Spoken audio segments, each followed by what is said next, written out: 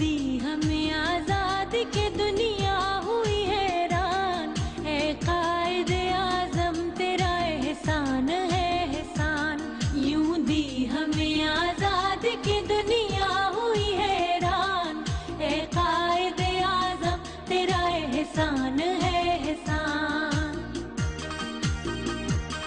ہر سمت مسلمانوں پہ چھائی تھی تباہی، ملک اپنا تھا اور غیروں کے ہاتھوں میں تھی شاہی۔ پاکستان زندہ باد، قائد اعظم آئندہ باد۔ بسم اللہ الرحمن الرحیم۔ میں عبدالقدیر نجفی ہوں، سابق پرنسپل۔ میں 14.5 برس کی عمر میں قائد اعظم کو ملنے لاہور چلا گیا۔ یہ اس وقت کی تصویر ہے، یہ اس وقت کی تصویر ہے۔ اس خواب کو ایک روز حقیقت ہے بنانا۔ They were as great as Muhammad Ali Jinnah, they were as great as محمد علی جوہر۔ قائد اعظم میں بھی وہی جذبہ ہے، وہی قومی جذبندی ہے۔ تو یہ چیز جو ہے مجھے بے قراری کے ساتھ کشاں کشاں لاہور لے گئی۔ اور جب میں نے قائد اعظم کو دیکھا تو میں بڑا متاثر ہوا ان کی شخصیت سے، کہ ایک دبلا پتلا شخص جو ہے وہ اتنا بہت بڑا کام کرنے جا رہا ہے کہ پاکستان بنانے جا رہا ہے، وہ پاکستان جو کہ عالم اسلام کی سب سے بڑی سلطنت ہوگی۔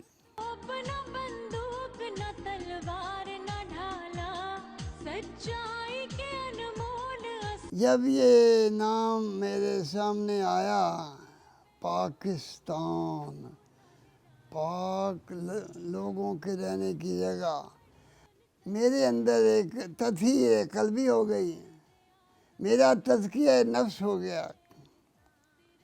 جب میں یہ کلمہ سنتا تھا پاکستان کا مطلب کیا، لا الہ الا اللہ، تو میرے اندر بہت زیادہ رقت پیدا ہو جاتی تھی۔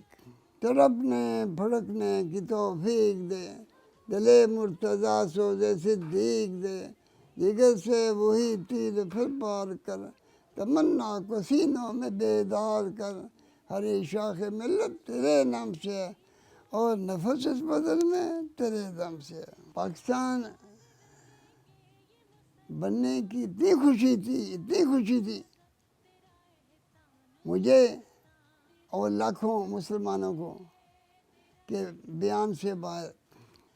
مثلا کل پاکستان بننا ہے، آج میرا یہ حال تھا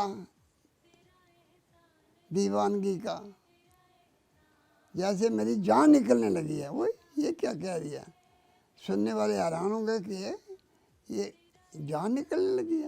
اتنی خوشی تھی، اتنی خوشی تھی کہ ہمارے پاؤں جو ہے نا، ہم لڑکوں کے پاؤں، میرے اور میرے ساتھیوں کے پاؤں وہ زمین پر نہیں لگتے تھے۔ قائد اعظم کا پاکستان اور آج کا پاکستان، ہوئے ہوئے ہوئے ہوئے ہوئے ہوئے ہوئے، پاکستان نے بڑا پیارا پاکستان بنایا تھا، قائد اعظم نے بڑا پیارا پاکستان بنایا تھا۔ ہائے ہائے ہائے